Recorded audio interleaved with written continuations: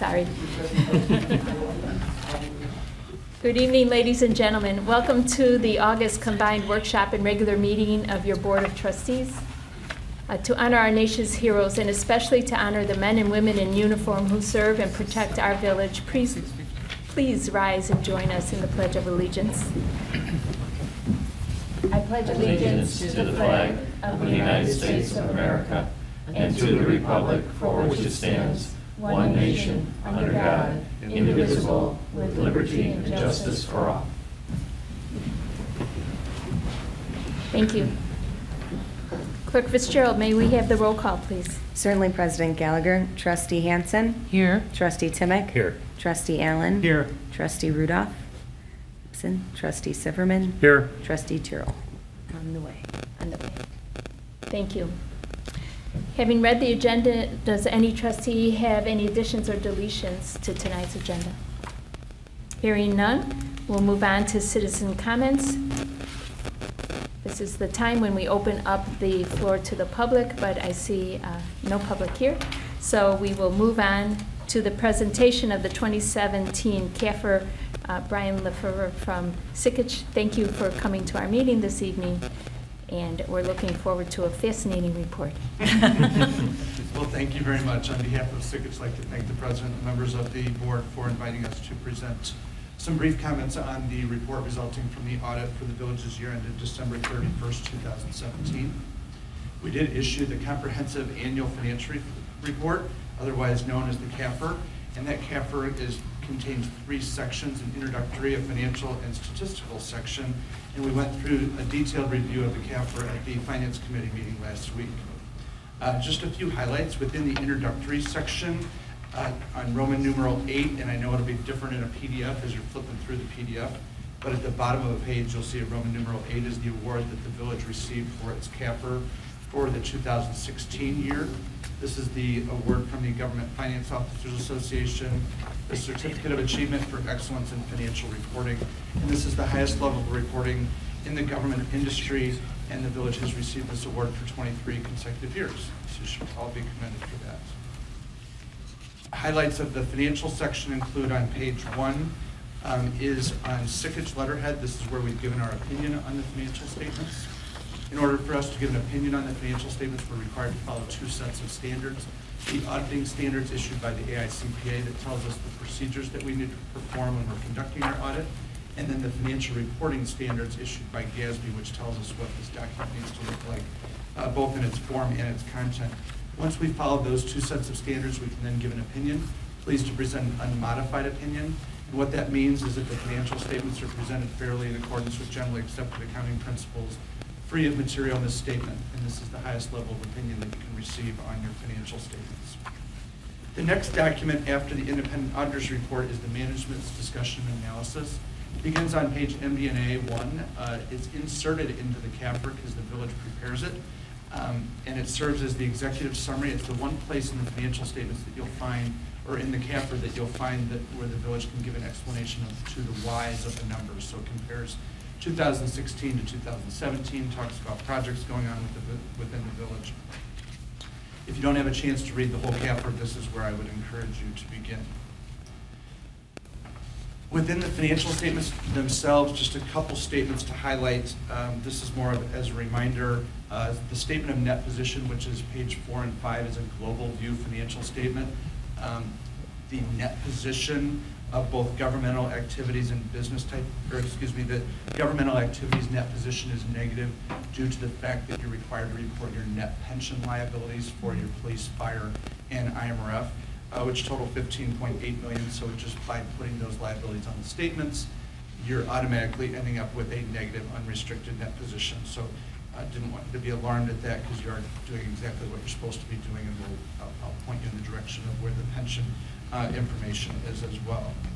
One other highlight from the statements on page 13 is the revenues, expenditures, changes in fund balances for your general fund. Your general fund had an increase for the year in fund balance of $244,000, so revenues over your expenditures and transfers shows that you're structurally in balance.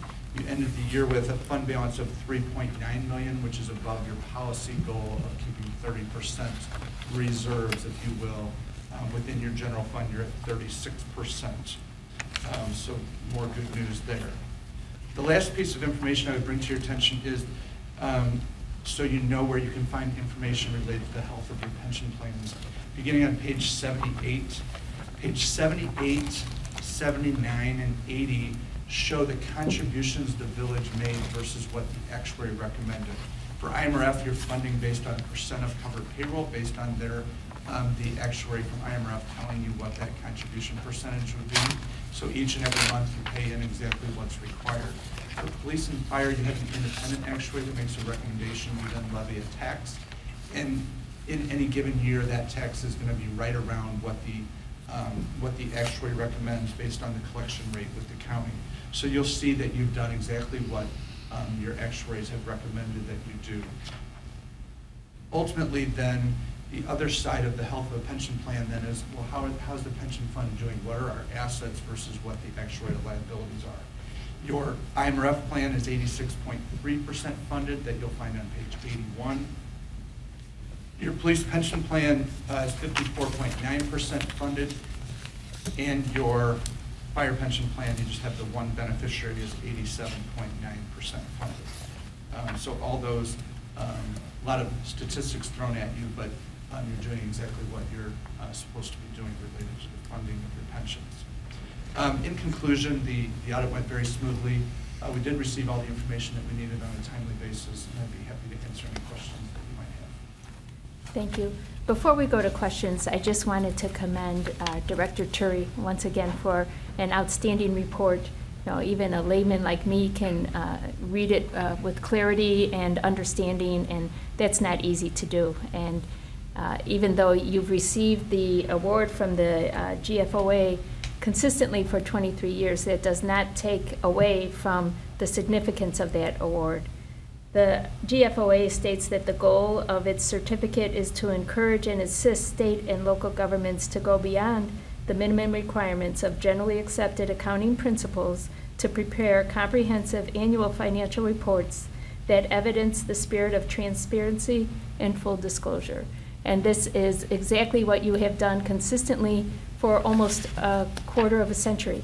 And that's really, not to put dates on it, but that's outstanding. And on behalf of the board, we cannot thank you enough for your professionalism and the outstanding reports that you do for us. Thank you. And then if there's any questions of Brian, thank you, Brian. You're welcome. Well, I had a couple, but I can wait. All right. Also, Director Turi, I do second President Gallagher's comments. Congratulations on yet another really excellent report.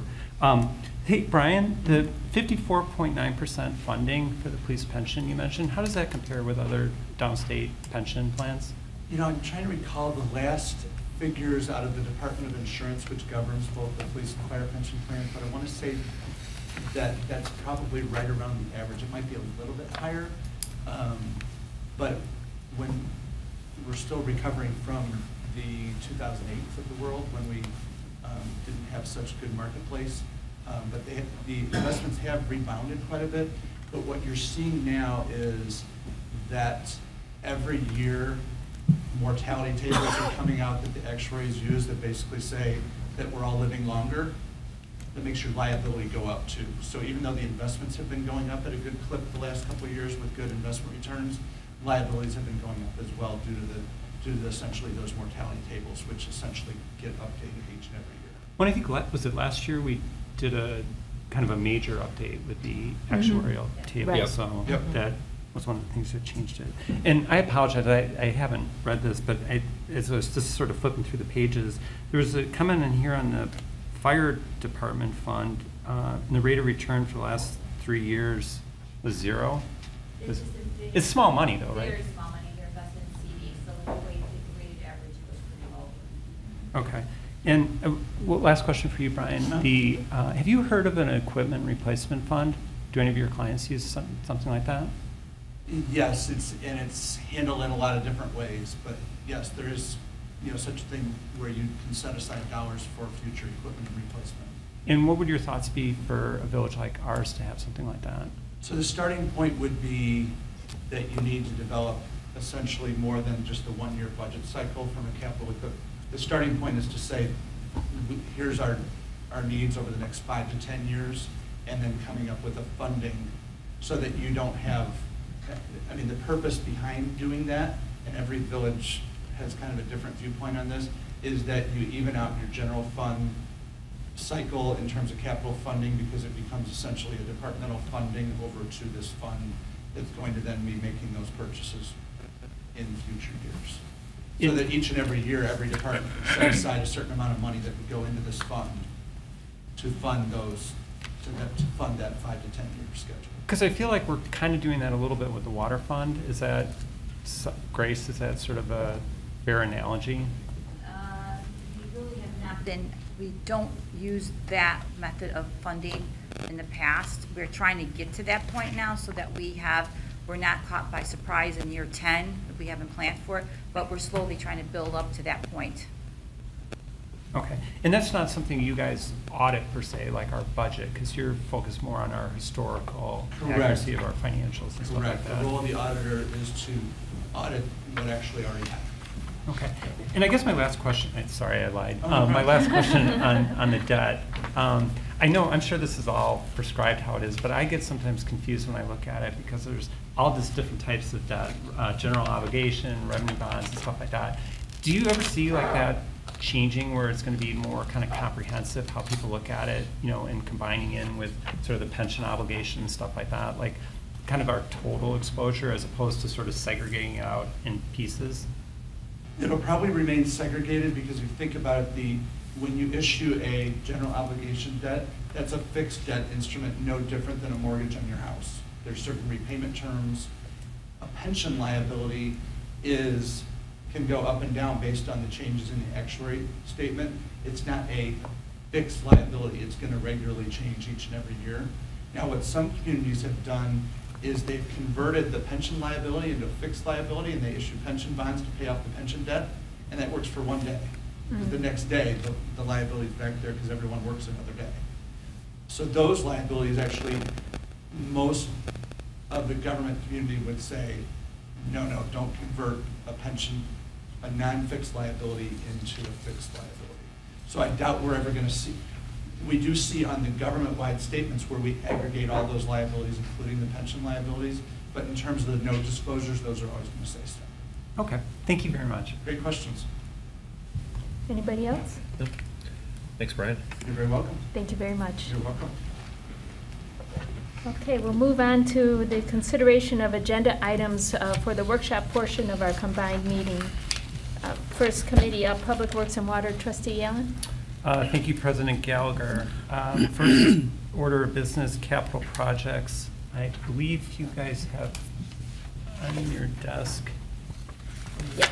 Okay, so to kind of quickly go through these, the 2018 televising program, Chicago Trenches Rehab, that's moving along on track.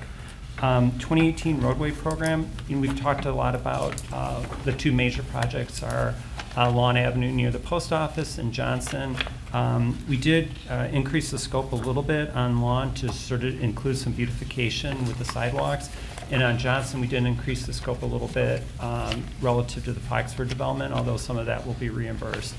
I have a public service announcement that I've been asked to make about Lawn Avenue kind of during the construction, which is scheduled to start August 27th, which is a Monday, a week from Monday.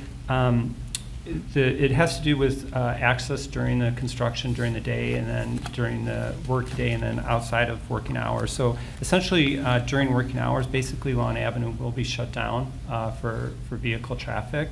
After hours, it'll be, they're going to alternate one-way direction, either south or north, so people can go through.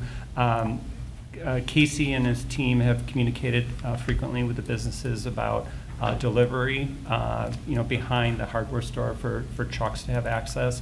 And also they're working behind Heartland Bank and the post office with that sort of parking lot for people to still access the businesses down there. So it is going to be an inconvenience. Like I said, that's scheduled to start August 27th. There is a link on the website where you can get updated notifications on that, and also it's going to be in the next Tower Topics. So that's Lawn Avenue, and also people can find information on Johnson Avenue as well too, between basically between Burlington and 47th Street is where most of that construction will be.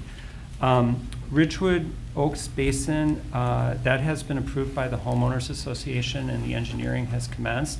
We still expect that to be completed by the end of this year.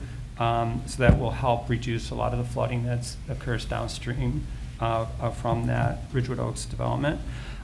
There's the series of IEPA loans, and part of this is the actual financial arrangement, which I think the General Government Committee may give an update on, or at least is reviewing kind of the mechanics of the loans themselves. But as you all know, that is progressing in terms of kind of the engineering behind it, and I believe, Casey, correct me if I'm wrong, that is scheduled for completion fourth quarter of next year, somewhere in that time frame, which I think of completion as all the way to the plant, the water treatment plant. So they've got to split up a little bit between the well itself and the water main connecting it to the water treatment plant, but we are expecting that to be fourth quarter. And remember, this is the third backup deep well. Eventually, the plan would be to decommission well number 1, although we've not had a chance really to review that and vote on it as a board, but that would be where we're going.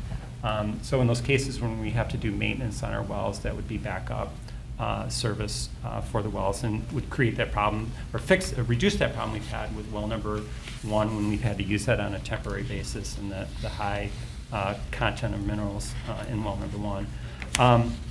And lastly, Flat Creek and 51st water main repair, that is done, including the restoration on that. So nice job to the team on doing that.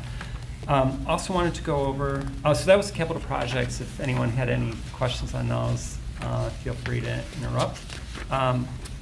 In your packet are 2 invoices from HR Green. These are budgeted consulting projects. And it was a little bit confusing at first, and then we discussed it at committee this evening. One is for the membrane replacement in the water treatment plant. There's actually 2 membranes there because we do have 2 trains in the water treatment plant. And what the schedule is to do 1 each year. So this agreement is to provide consulting services and also kind of the bid monitoring to make sure we get the best membranes using the best technology that's available today. This cost is budgeted. The cost is about $150,000 a membrane, and they have like a 5 to 7 year useful life. But it's basically the filter that's used as part of the reverse osmosis. We would do one this year in 2018 and the other one in 2019. And again, they have that 5 to 7 year life expectancy. So the HR Green consulting project in there is to, again, kind of review and monitor that, sort of the bid process and make a recommendation on which type of membrane we should get. The other part of the HR Green that's in there was high service pumps. These are not the pumps that are at the bottom of the well. These are the pumps that actually shoot the water out to the 2 towers, the standpipe over at South Campus and the tower over in Spring Rock Park. These kind of average about 1961 in terms of age of installation. They range from 1958 to 1964. We actually have 3 of them over in the water treatment plant. They were not done at the time when we did the reverse osmosis plant 6, 7 years ago or so. But they are recommended in need of replacement. The estimated cost for these are about $50,000 each. We would do, since we have 3 of them, we would do 1 each year.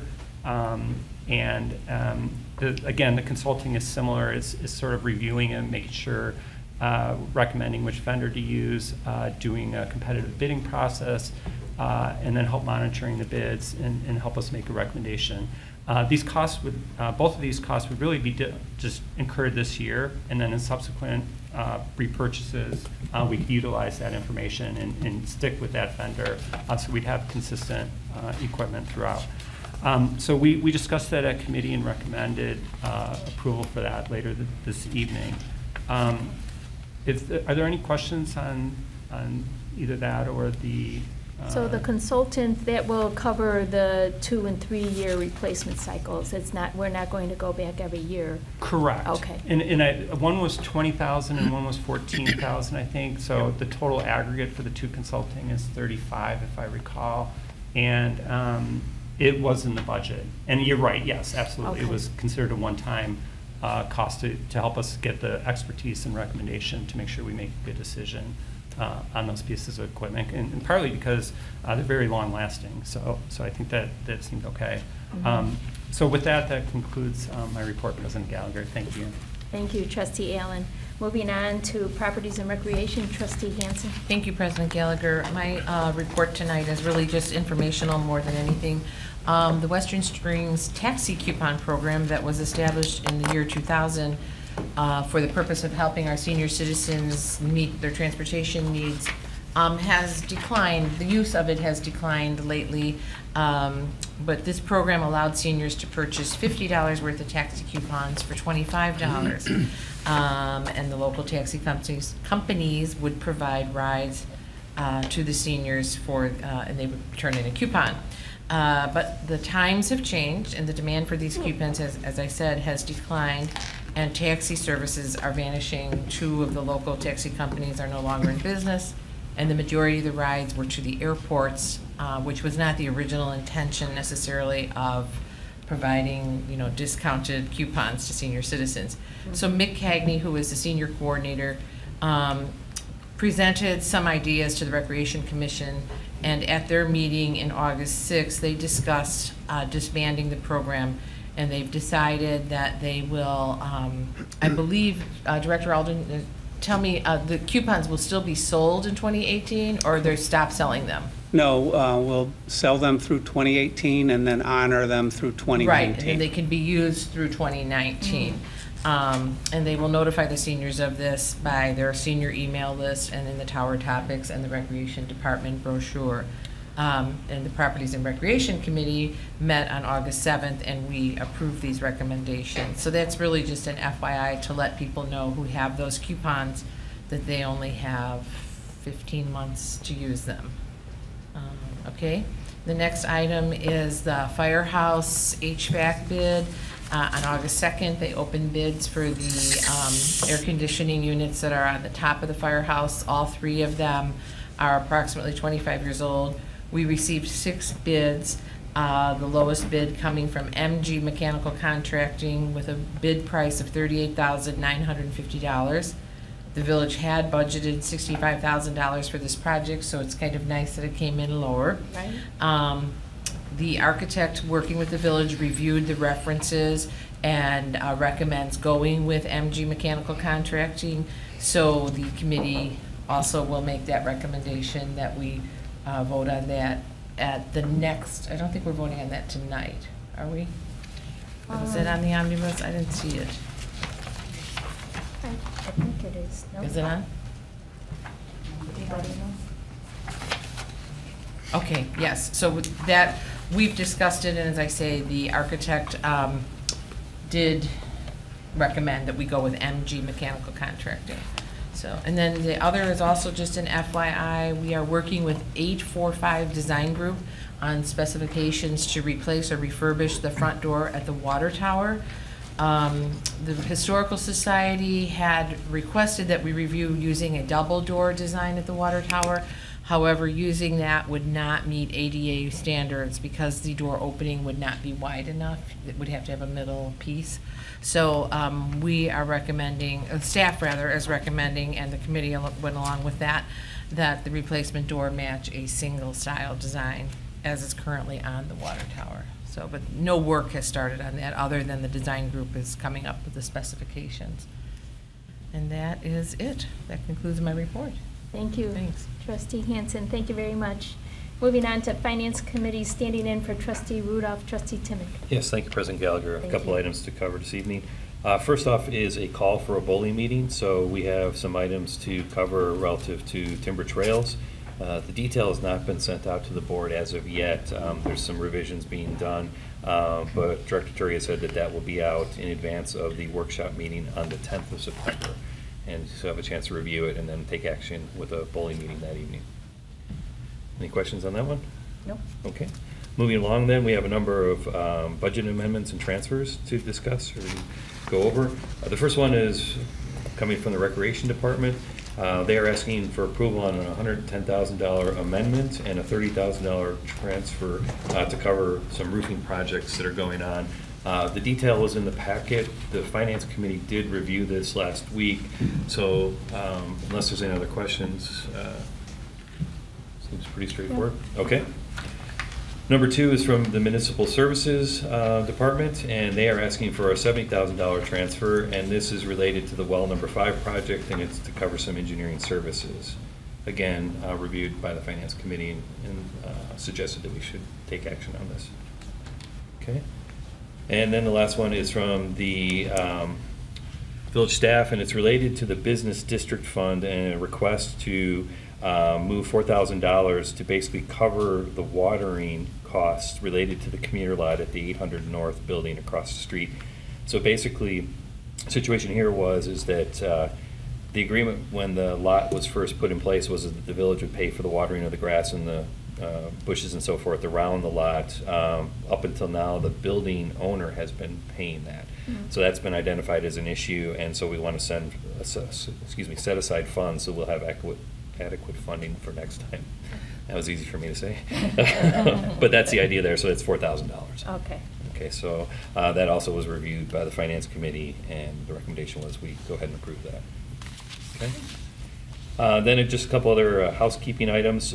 We will not be reviewing a July financial report tonight. That'll actually be presented in September. And then also too, I was going to make a motion to approve the CAFR report as approved, or as presented. Accept, yes, as presented. Accepted, okay. Yeah. So then just need a second and a quick vote. Any second? I will second. Okay. And so may we have a roll call vote, please? Certainly. President Gallagher, Trustee Hansen, Aye.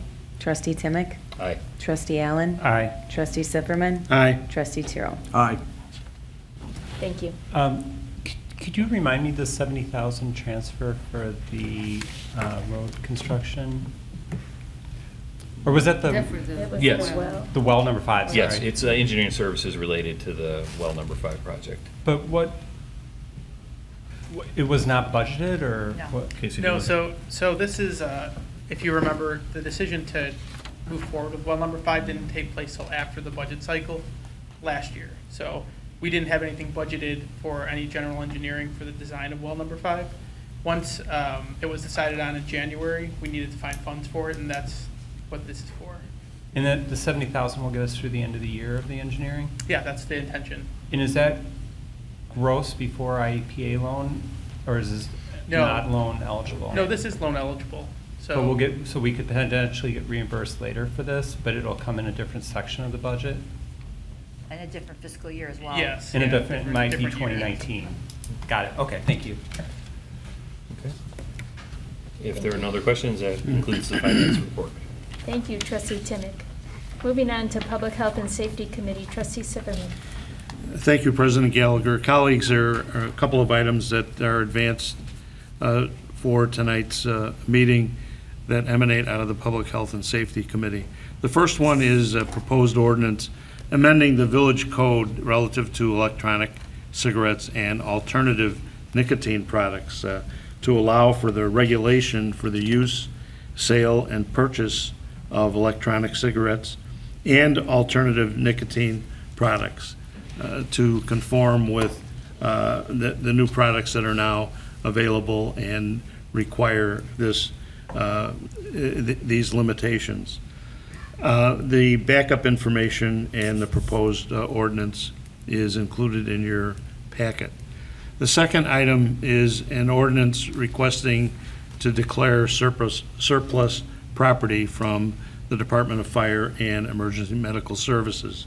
That's listed in and documented in your materials that will allow for this equipment to be offered for use by other departments that are less fortunate.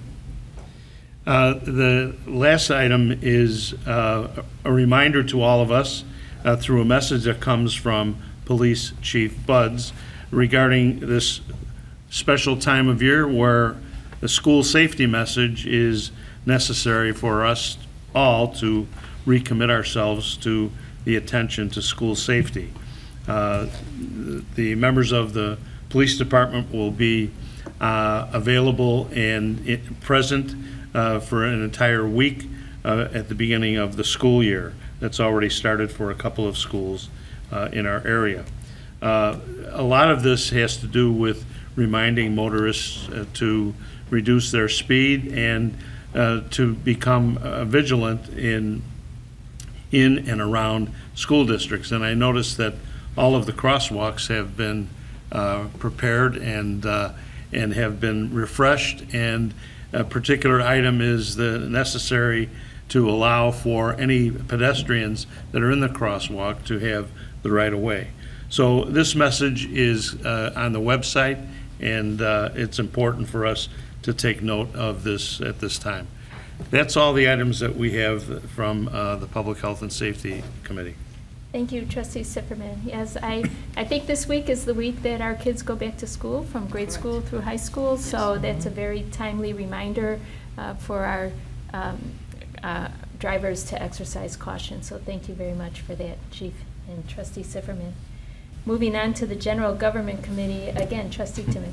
We have a fairly lengthy list, and I may defer to village staff on a couple of these for some additional details, but all of this was covered in the General Government Committee meeting last week as well, with the exception of the first item, which was something that the board discussed and was already had given its approval because of the date, and now we'll make it official in terms of the ratification of a license for a wedding ceremony that was held on the village green. So this will just sort of tie up all the loose ends on this one, but I don't know if anybody made it to the ceremony. How was it? No. I wasn't invited. But so that one, I think there shouldn't be too much in terms of any questions since we'd covered that one. The next one up then is a resolution authorizing and approving the execution of an agreement for alarm monitoring and receiving systems, equipment, and services. And this is with Johnson Controls, formerly known as Tyco. Basically, this is creating a new agreement that will support LTAC, and for anybody who wishes to take advantage of the alarm services, this would tie those alarm services into LTAC. And Johnson Controls had offered an attractive package which includes, I believe, some reduced fees, some radios that would be provided on a complimentary basis. And for us in the village, what's critical is that it will allow us to cancel some AT&T wire lines utilizing cutting-edge 56K modem technology and go to a wireless setup. So it's attractive for the village. And Director Schramm had gone over this with us in the general government meeting, and it does seem to make good, clear sense. So in addition to Western Springs needing to approve this, LaGrange Park, and LTAC will all approve this, and then the agreement will be put forward. And LTAC has approved it, right. Okay.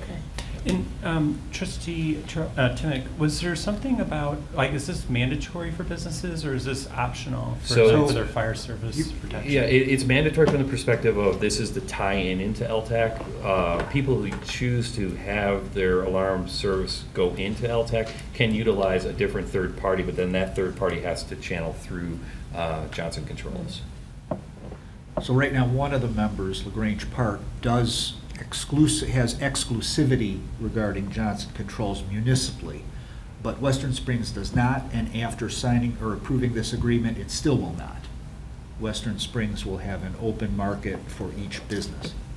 And is there any limitation on the size of the business? Is it any business has to have that fire protection that's licensed in the village? Is that how that works? No, it's based on the use group, not on the size. So any business that's is required to have a fire alarm independent of their size, as long as they fit into the code under a business. Also, public assembly, all the different use groups that fall into our code are what trigger the requirement. Okay. But they could go, for example, to go to ADT, and then ADT would connect through Johnson. Right, so we're not, as you said, we're not exclusive with Johnson. They have some competition. At least they can choose who they feel would be the best vendor. Correct. And then we get some benefits of the fact that we're going to have, as it comes into us, it's Johnson. So. Correct, and there's some economic incentives for Western Springs businesses to use Johnson. Okay. Thank you. Okay, next item up then is actually looking for approval to sign up for a subscription for Microsoft Office 365. This is, again, a situation where we can upgrade and provide an overall better solution that's cheaper, and it will allow the village to move away from having to pay for Microsoft Office and Microsoft Exchange and also a spam filtering service. This will all be included in the O365 moving forward. So this one seemed to make good sense, as Director Schramm had explained during the general government meeting also. Moving along, another similar item, looking for approval for an agreement between the village and Total Technology Solutions Group, and this is related to the copy machines that are used throughout the village offices.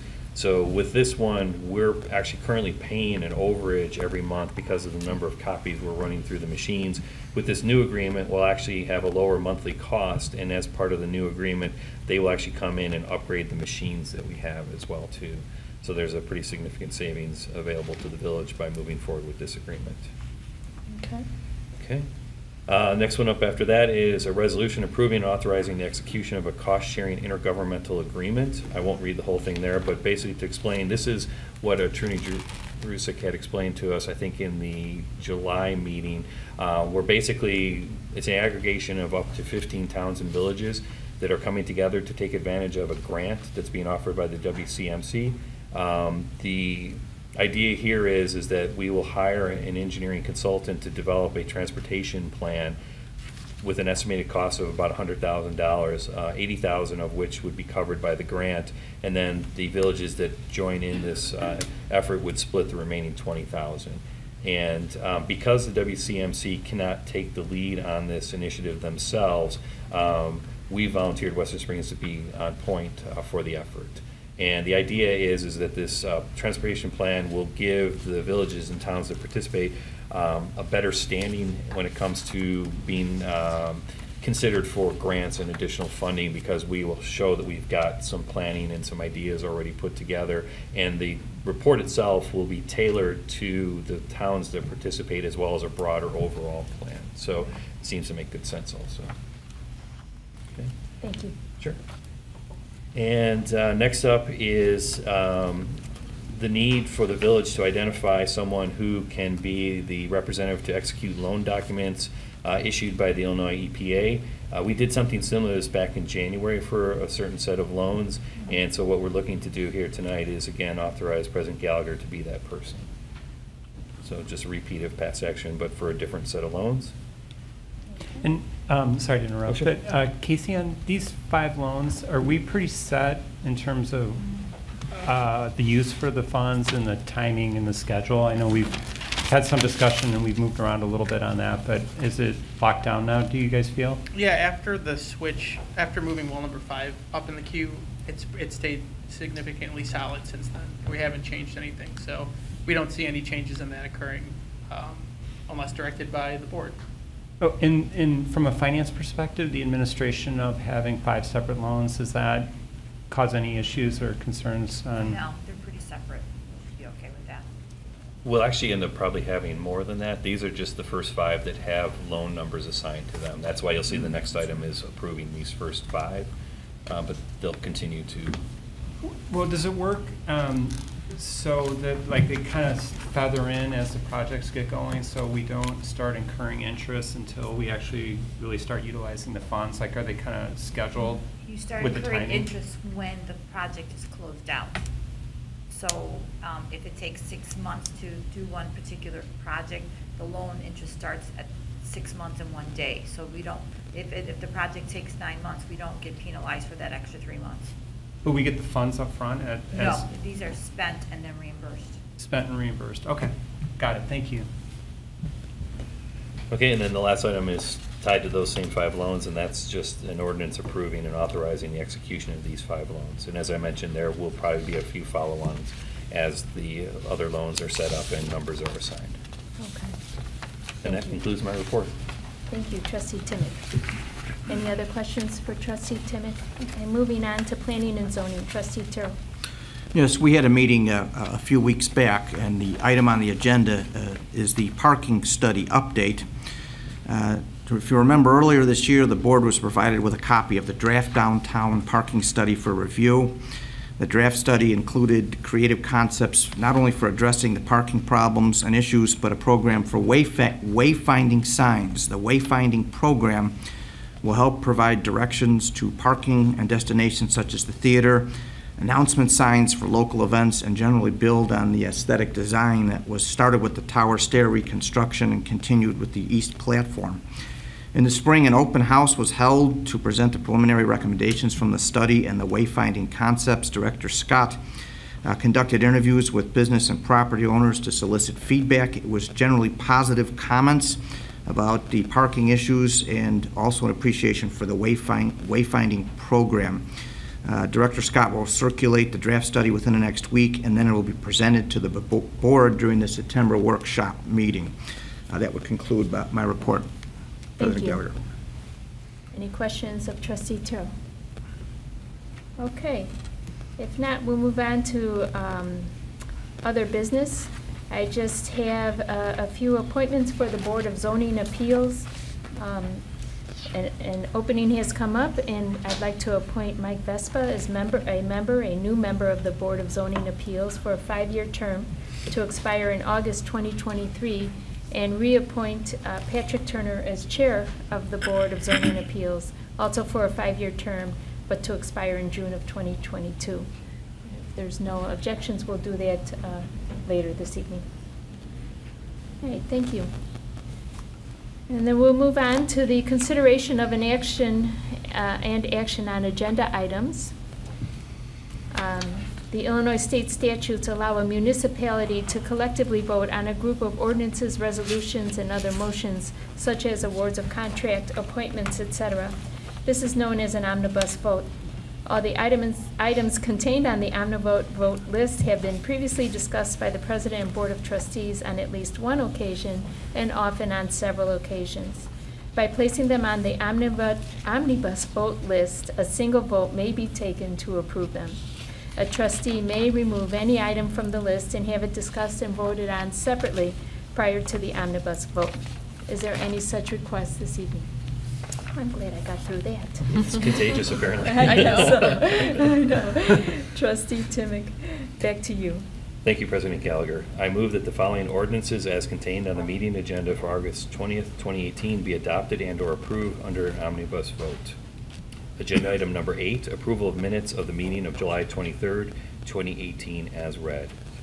Agenda item number 9, ordinance 18-2930, amending the Western Springs Municipal Code of 1997, Title 3, Business Regulations, Chapter 9, Regulation of Tobacco Products, Section 3-9-1, Legislative Findings and Declaration, and Section 3-9-2, Definitions, and Title 5, Public Health and Safety, Chapter 7, Smoking in Public Places, Section 5-7-1, Clean Indoor Air Smoking Regulations, and Title 6, Police Regulations, Chapter 5, Minors, Section 6-5-1, Possession or Sale of Tobacco Products by Minors relative to electronic cigarettes and alternative nicotine products.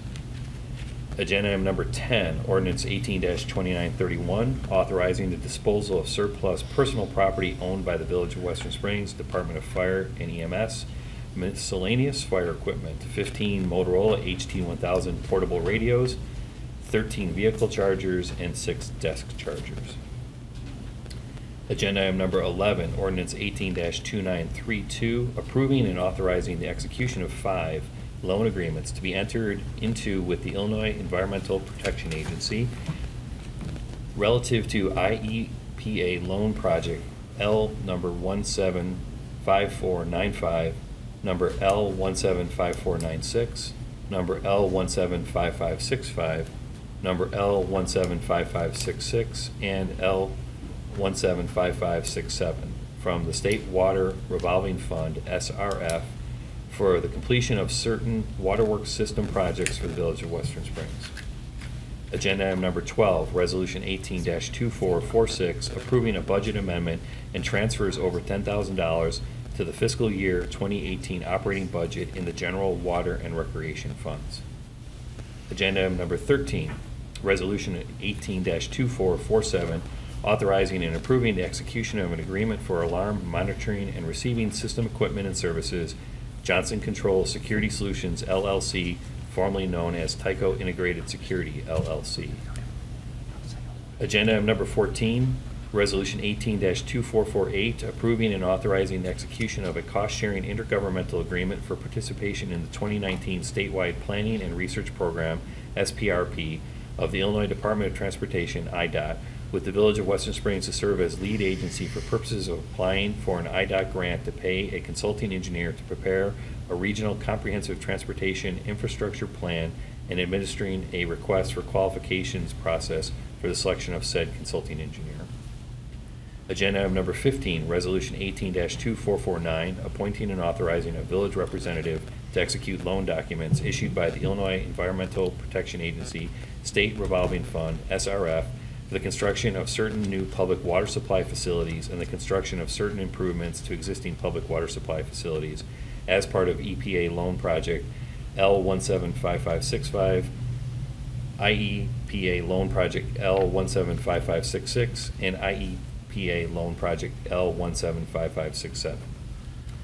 Agenda item number 16, Resolution 18-2450, authorizing and approving the execution of a professional services agreement between the Village of Western Springs and HR Green Incorporated for reverse osmosis water treatment plant membrane replacement design and high service pump replacement design services. Agenda item number 17, motion to ratify approval of license and identification agreement for the temporary use of village-owned property, use of Water Tower Green area for private wedding ceremony of Kate Ann Brewster and Brian Moore, August 4th, 2018.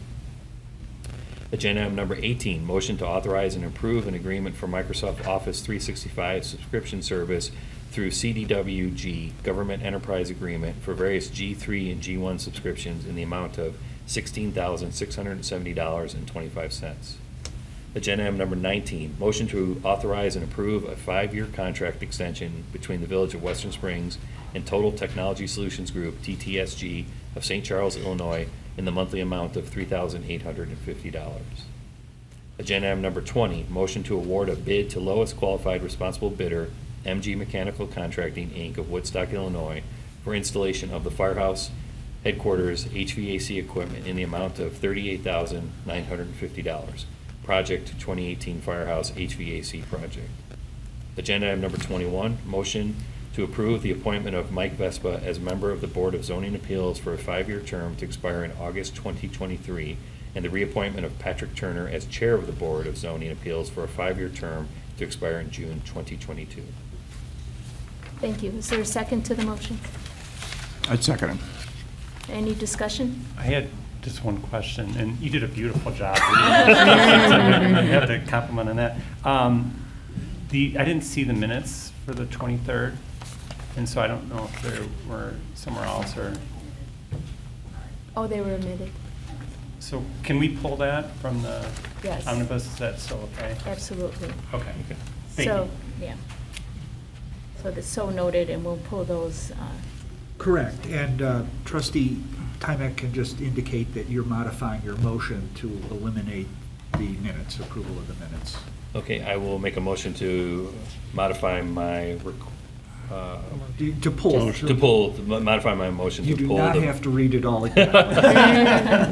Lord. Do we Okay. have to move? To remove Or just- agenda item He's number 8. modifying his previous Okay. motion. He's just Okay. making a modification to the motion. And then if trustee, was it Siffernan who seconded? No. I seconded it. Okay. No, I Gerald. seconded it. Oh, okay. The original, so I would second this motion to pull number 8 off the omnibus. As modified. As modified. Correct, and so we're ready. Okay. Okay, great. Fair. Okay. Clerk Fitzgerald, roll call vote, please. Certainly. Trustee Hansen? Aye. Trustee Timmick? Aye. Trustee Allen? Aye. Trustee Sifferman? Aye. Trustee Tyrrell? Aye. And President Gallagher. Aye. All Okay, in the favor. omnibus passes. Thank you. Is there any other report or any other that a trustee has this evening? Okay.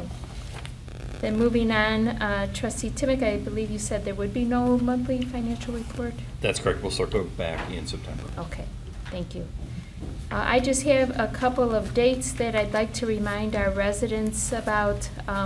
The fire department is recruiting paid-on-call firefighters There's an informational meeting on Tuesday, August 28th at 7:30 at the Wolf Fire Station. That's Wolf correct. Road. Thank you. Anything else you want to add, Chief? No, we just encourage, we've had some applicants already apply, but anybody who wants any information at all, even if they're just curious, we would encourage them to attend the orientation because they'll get full disclosure what the expectations are. Thank you for mentioning it. Sure, thank you.